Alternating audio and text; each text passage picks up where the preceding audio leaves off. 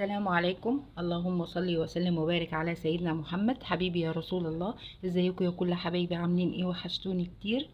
النهارده ان شاء الله هنعمل طريقة تفتيح الفراخ اللي هتتشوى. تمام، مش هتوديها لحد يشويها لك ولا اي حاجة، انت هتعمليها بنفسك في البيت بكل سهولة. هقولك ازاي ان احنا بنخليها، وهقولك ازاي بالتتبيلة بتاعتها السريعة البسيطة، وهنشويها ازاي من غير فحم ومن غير اي مشاكل خالص في البيت. هنخش دلوقتي في الفيديو بتاعنا على طول. بس ما تنسوش تشتركوا في قناة اسهل وصفات مع مطبخ نونة، وتعملوا لايك وتفعلوا زر الجرس عشان يوصلكوا كل جديد. بحبكم في الله. هنجيب الفرخة بتاعتنا الحجم اللي يناسبك، يعني عايزاها 2 كيلو، 2 الا ربع، 2 وربع، الحجم اللي انت عايزاه هاتيه. تمام. هنجيب الفرخة بتاعتنا، طبعا انا جبتها وهي جاية متنضفة، بس بعمل لها محلول نقع عبارة عن معلقتين سكر، معلقتين ملح، ومعلقتين دقيق، وفص ليمونة. بسيبها منقوعة في المحلول ده لمدة ساعة، بتشيل اي زفارة فيها. تمام.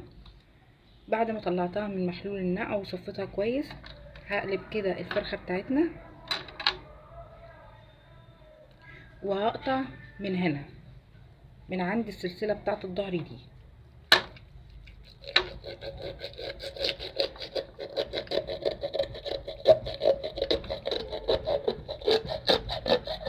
طبعا احلى سكينة تقطعي بيها الفراخ السكينة المنشار اللي هي دي.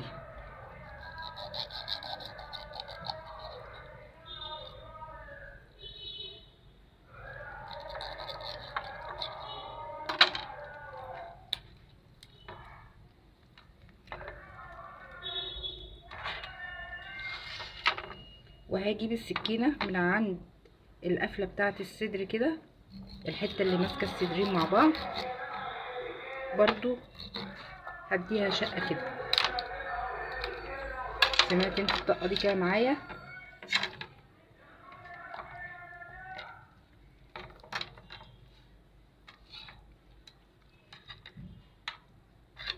تمام.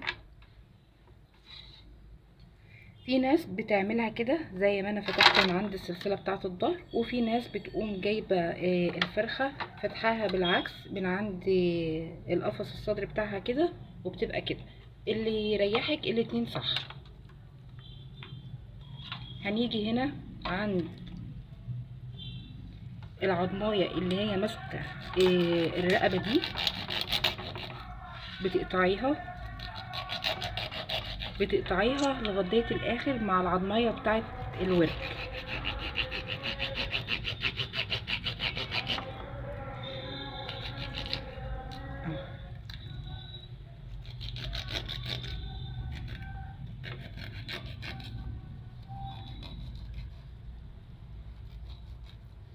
زي ما احنا شايفين كده انا طلعتها كلها.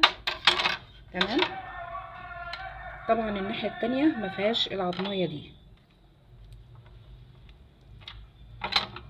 هنيجي بقى للجناح، الجزء ده مش بنستخدمه، ده بيترمى.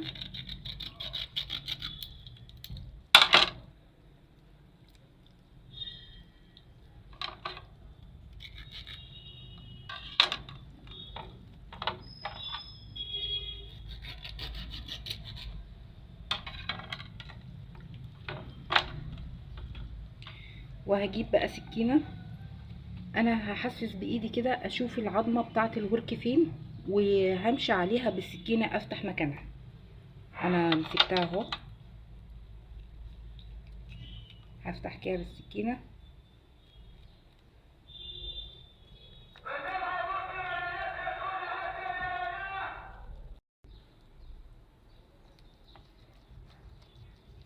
بتمشي على العظماية كده بالسكينة، وبخلي برضو بالك علشان السكينة لو حامية، هي لازم السكينة تكون حامية علشان تعرفي ان انتي تخرجي العظماية. افتح كده حوالين اي عظم. تمام.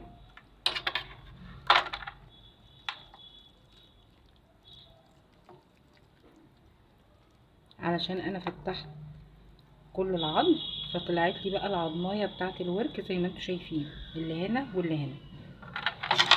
باجي على المنطقه الحته الاخيره دي كده، وبقوم بس هزها كده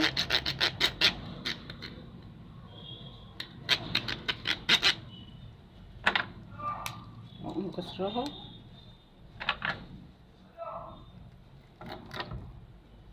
وطلعت معايا العضمايه بتاعه الفخذ. تمام. برضو هكرر نفس العمليه دي على الناحيه التانية. خليت برضو العضمايه بتاعه الفخذ زي ما احنا شايفين، زي ما عملتها هنا برضو. تمام.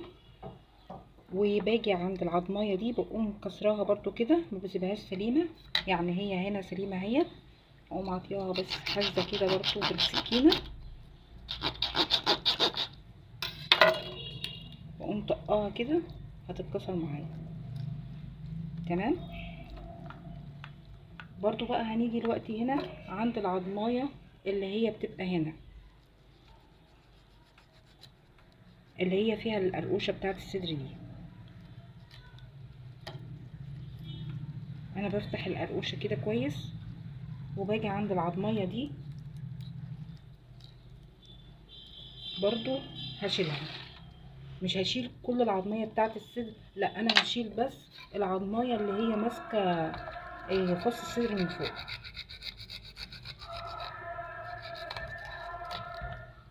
كده.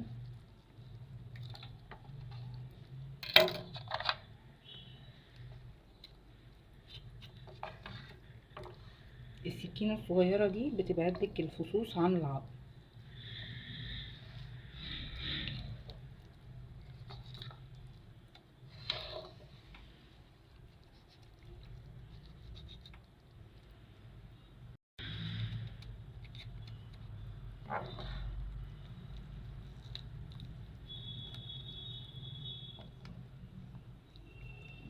اهي طلعت معانا بكل سهوله. هي دي العظميه اللي انا عايزه اشيلها بس. تمام. هنا بقى الكتف اللي ماسك الصدر، باجي عليه كده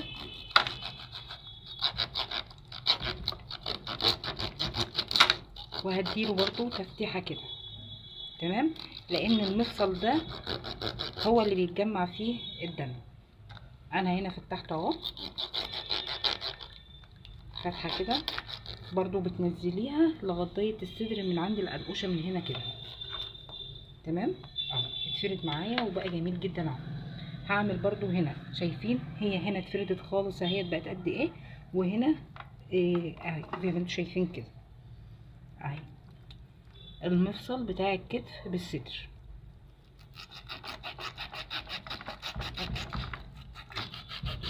خلصت تفتيح في الفرخه وشلت العظم اللي انا عايزه اشيله. تمام. مفيش اي عظم بعد كده هيتشال خالص. العظم اللي احنا طلعناه ده مش هترميه ولا حاجه، انتوا ممكن تعمليه شويه شوربه وتعمل عليه بشاميل او فراخ او ملوخيه او اي خضار انت بتحبيه، يعني الحاجات دي برضو مش هتترمى معانا. تمام.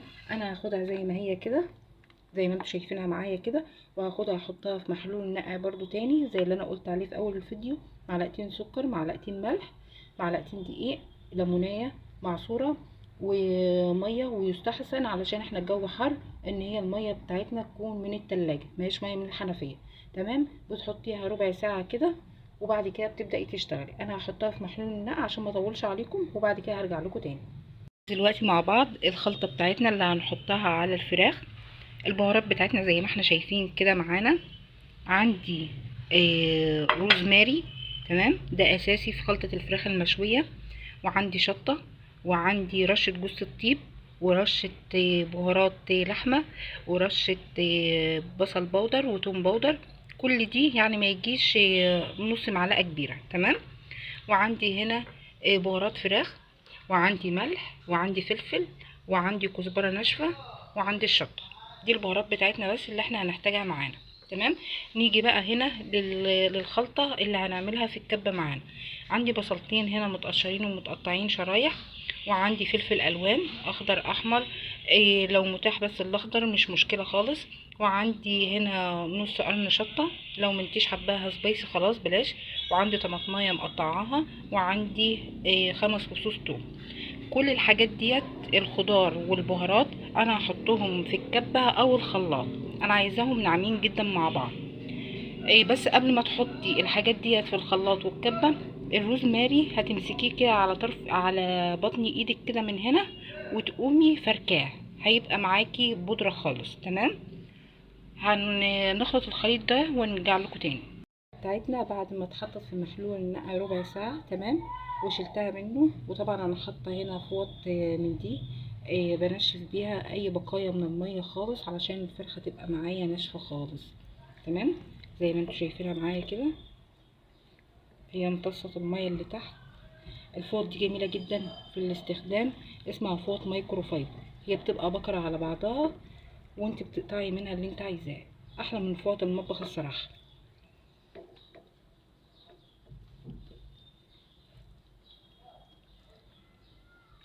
انا بنشف كده، انا نشفتها كده تمام. هنا ده الخليط بتاعي اللي انا عملته، اللي هي البهارات والخضار. ونسيت اقول لكم ان في النص معلقه الكبيره اللي كان فيها جوز الطيب، واهم حاجه جوز الطيب يا جماعه، كان فيها كبابه صيني تمام. هنزل بقى بالخليط بتاعي ده على الفراخ.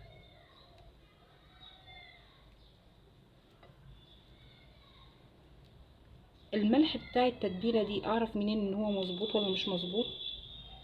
دوقي التتبيله بتاعتك ديت، لو انت لقيتي الطعم بتاعها حادق زياده يبقى كده الطعم بتاعك مظبوط معاكي.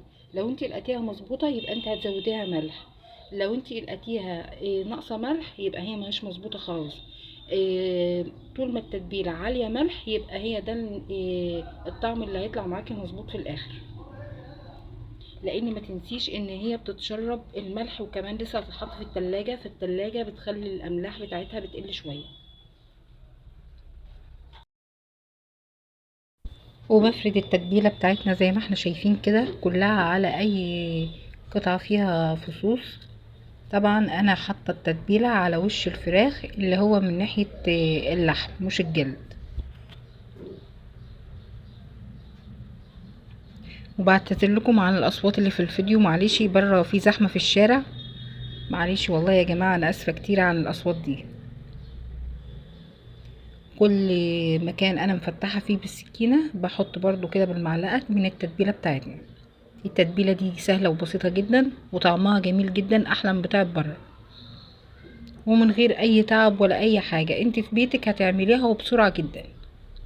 بس عشان تاخدي النتيجه 10/10 بتعمليها من بالليل وتشتغلي فيها تاني يوم الصبح، بتبيتيها ليله من بالليل للصبح في التتبيله علشان الطعم بتاعها يبقى جميل.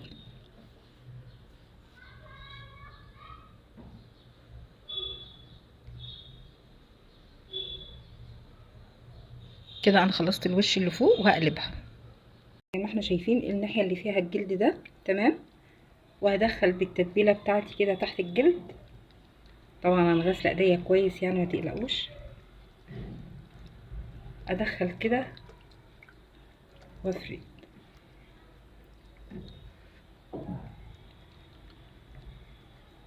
تمام، واسحب كده.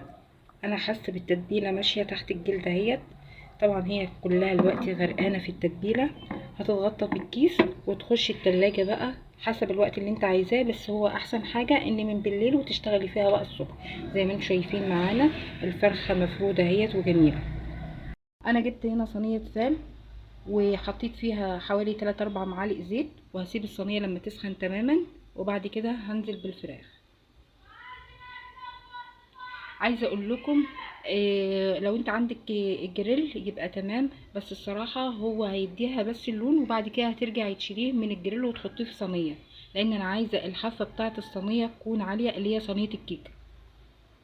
الصينيه بتاعتي سخنت تماما، انا هنزل عليها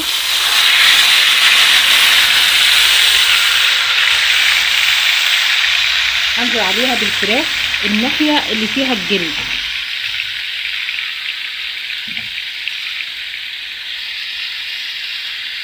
زي ما احنا شايفين كده انا بديلها صدمه الاول، وبعد ما اتاكد ان الناحيه اللي تحت اخذت صدمه كويسه هقوم قلبها. طبعا اعلى درجه حراره عندي تكون معليه النار عليها.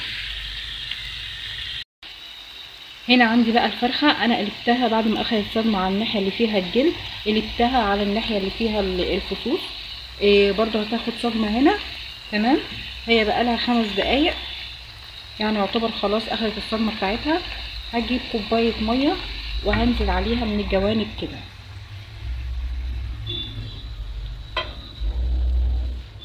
وههز بس الصينيه كده هزه خفيفه. هنا الفرخه بتاعتنا انا هغطيها وهسيبها بقى لغايه ما تستوي تماما، ولما الاقيها ان هي استوت اقلبها برضو على الناحيه التانية برضو، وبعد كده اطلعها. هنا انا جبت صينيه ألمونيا وقطعت فيها خضره شبت وكزبره، تمام، وجبت قطعه فحم وسخنتها على النار وحطيتها في ورقه فويل، لفيتها كده زي شوكولاتايه كده علشان الريحه تدخل لي من تحت، لان انا هجيب الفراخ وهحطها عليها من فوق. ودي الفرخه بتاعتنا بعد ما اتحمرت كمان في الفرن وطلعت، انا سويتها على النار وبعد كده دخلتها الفرن اخدت لون من تحت ومن فوق، وزي ما انتم شايفين طبعا الفحمايه بورقه الفويل تحت اهيت. هقوم مدخله المعلقه احط فيها نقطه زيت،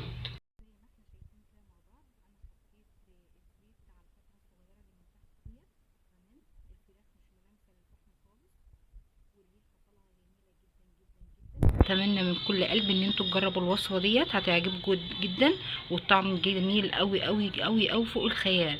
ما تنسوش تشتركوا في قناه اسهل وصفات مع مطبخ نونا، والوقتي لازم اغطي عليها، وبالف هنا يا حبايبي.